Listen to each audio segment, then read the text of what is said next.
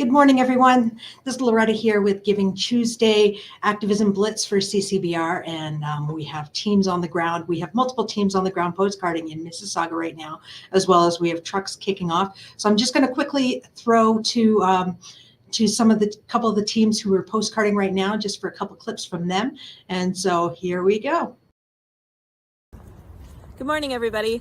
Welcome to Giving Tuesday. We're starting off this morning with postcarding in Mississauga, and we're excited to have you all along for the rest of the day. We'll give you an update later on how many postcards we get out, and then we'll be heading off to Choice Train. Go team. Morning, everybody. We are out here in Mississauga postcarding. You can see the snow on the ground.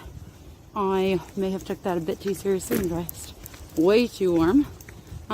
Yeah, it's a really nice morning and we've already got a bunch out. Morning, everybody.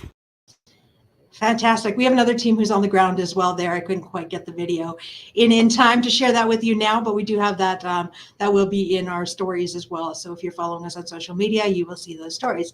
And I am joined by Jonathon Van Maren, and he is out in Ontario and I'm here in Alberta, and just thought I'd bring him on to share a little bit more about our projects and how they work and how they're effective. So Jonathon, if you want to share a little bit, what is some of the best news that you've heard so far with our projects?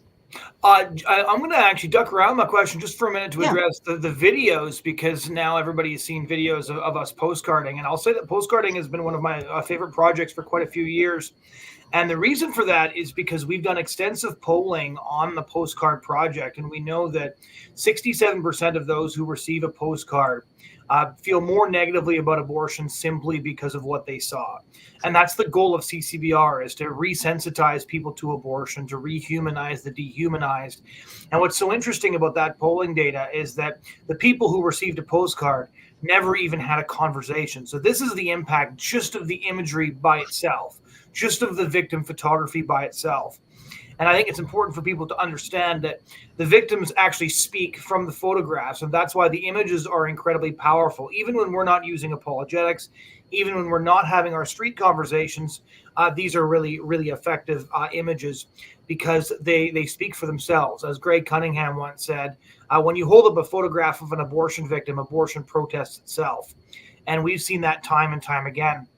So to your question, what's some of the best news I've heard recently? Interestingly, despite the fact that those of you who read anything that I write on the Bridgehead or other places will know that cultural decline is all around us, but I will confess to actually feeling optimism on the pro-life issue for a couple of significant reasons. The best news is that we see people are not intractable on this issue the way they seem to be about so many other issues.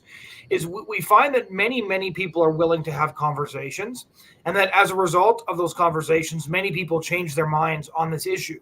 I often find that when we're trying to explain to people that our strategy is effective, one of the barriers people have to believing it's effective is they just simply don't think people change their minds on these significant social issues. And so when I tell them that I've personally seen hundreds of people change their minds in conversations on campuses in front of high schools, that we've collectively seen thousands upon thousands of people change their minds, they're usually genuinely shocked to find that out.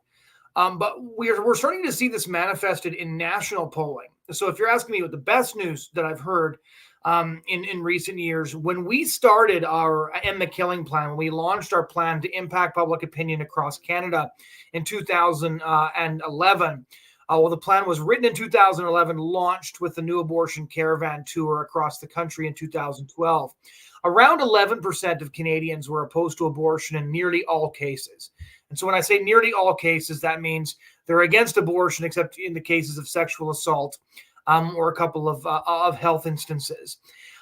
Now, in 2021, 2022, and 2023, there's been national polling, not commissioned by us, although we regularly do commission internal polling, that indicates that between 24 and 29% of Canadians now oppose abortion in most cases.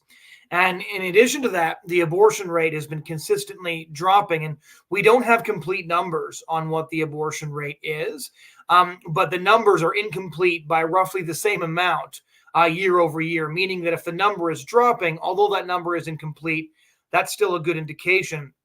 Another point I would make is what really encouraged me is when you realize that the abortion number is dropping, the number of reported abortions is dropping, and then during this period, Canada's population was going up between 750,000 and 950,000 a year, and the abortion pills included in the reported data that we have. You just basically cannot fail to reach the conclusion that a real impact is being made. And in fact, the National Post published an article by Tristan Hopper last year where he posed the question, why is it that it seems like many Western countries are treating abortion more and more like healthcare? Why is it that in an increasing number of countries, abortion is being considered a non-issue? And in Canada, he said, well, the polling seems to indicate a reverse trend, that more and more and more people are seeing abortion as a real issue. And in fact, that the group of Canadians most likely to be pro-life are those born after 1988, after the R.V. Morgentaler decision. And that tracks with our internal data as well. I would argue that it's the fact that we're reaching over 4 million views of abortion victim photography every single year. That's a very significant factor in why Canada seems to be an outlier in how people are seeing the abortion issue.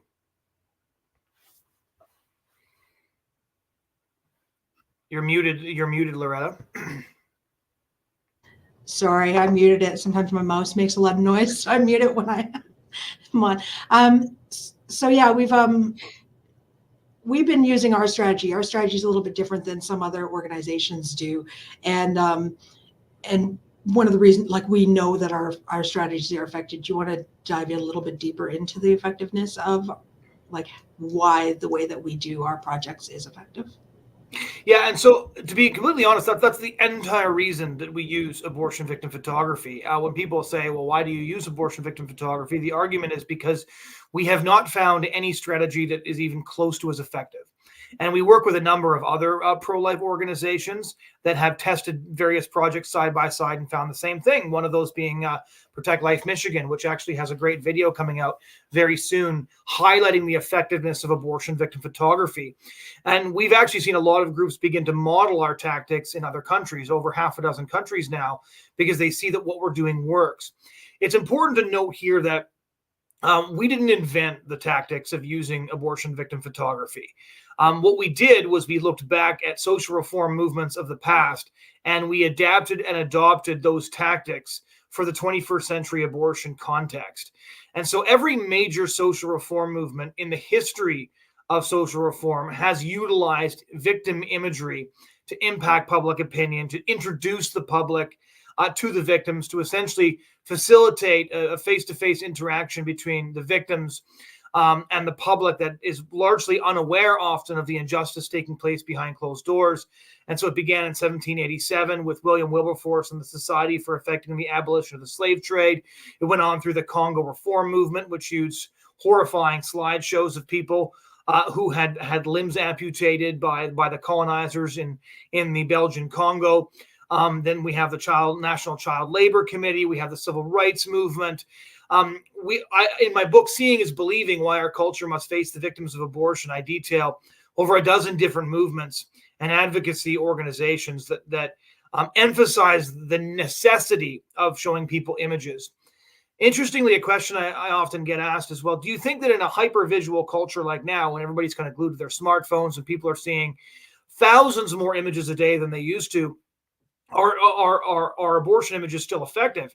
And I would actually argue that they're more necessary now than they were before, because a visual culture that communicates primarily visually needs to see a visual message. To describe things often just does not have the impact that it needs to have. For our message to rise above the constant noise of people's technology, we must grab their attention, again, by facilitating a face-to-face interaction with the victims that are being killed out of sight and out of mind and disposed of quietly in dumpsters behind clinics across the country. And so I would argue that abortion victim photography is more necessary now than it ever was. Mute. It's early here. Haven't quite got my coffee in my system yet. But yeah, so thank you so much for joining us this morning. We look forward to to sharing more of the stories. I know that in some of those who received our emails launching into Giving Tuesday, you may have seen some of the testimonies, but as well, we've posted on social media some of the testimonies of a baby that was recently saved through somebody who saw some of our projects actually online. And then as well in some of the newsletter information that we've sent out, we had another one as well where a young gentleman at one of the choice chains had a friend who's considering abortion. And so he's taking that information back to her to offer her resources. So we do see those, that the people right there, they see the projects and they know they need to take action. They need to get more information and find more support. So thank you for joining us today. I've got another video here quickly that I'll play from the team on the street. That one finally came through here. And so I'll play that and then we will tune in again in 2 more hours and we will give you more updates. Thanks, Jonathan. Hey guys, we just finished up postcarding here in Mississauga. About an hour and a half, we reached 257 homes. On to our next postcarding shift. We'll see you guys. Bye. Perfect. So again, today we are reaching 50,000 views with our activism projects, which you heard a little bit from Jonathan about the effectiveness of those projects. And we are raising $50,000 towards our continued projects. They happen throughout the year. So please do donate endthekilling.ca/donate. You will see the links in all our descriptions. So do head on over and join us and help us reach that goal. Thank you so much.